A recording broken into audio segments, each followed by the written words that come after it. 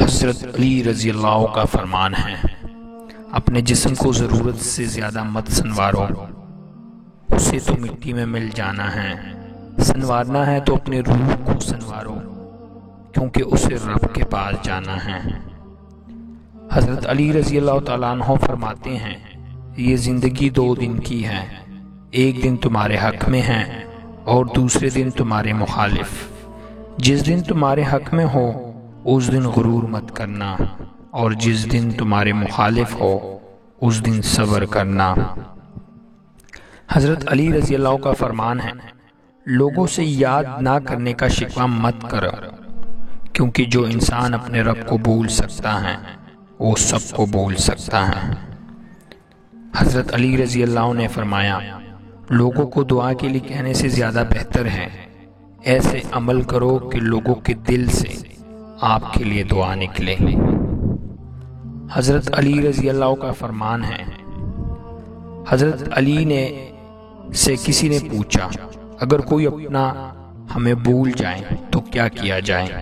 شیر خدا نے فرمایا، کوئی اپنا ہو تو کبھی نہیں بھولتا، اور جو بھول جائے وہ اپنا نہیں ہوتا۔ حضرت علی رضی اللہ نے فرمایا، جب بھی فارغ وقت ملے تو اپنی ماں کے پاس جا کر بیٹھ جایا کرو، کیونکہ ماں کے ساتھ گزرا ہوا وقت قیامت کے دن نجات کے باعث بنے گا۔ حضرت علی رضی اللہ نے فرمایا، کسی کا ظرف دیکھنا ہو تو اس سے عزت دو، فطرت دیکھنی ہو تو اسے آزادی دو، نیت دیکھنی ہو تو اسے قرض دے دو، حسلت دیکھنی ہو تو اس کے ساتھ کھانا کھاؤ، صبر دیکھنا ہو تو اس پر تنقید کر کے دیکھ لو، خلوص دیکھنا ہو تو اس سے مشورہ کر لو۔ حضرت علی رضی اللہ کا فرمان ہے، دن میں رزق تلاش کرو اور رات میں اسے تلاش کرو جو تمہیں رزق دیتا ہے۔ حضرت علی رضی اللہ نے فرمایا، ان لوگوں پر اعتبار کرو جو تمہارے 3 باتیں بانپ سکیں۔ نمبر 1، تمہاری ہنسی میں پوشیدہ درد۔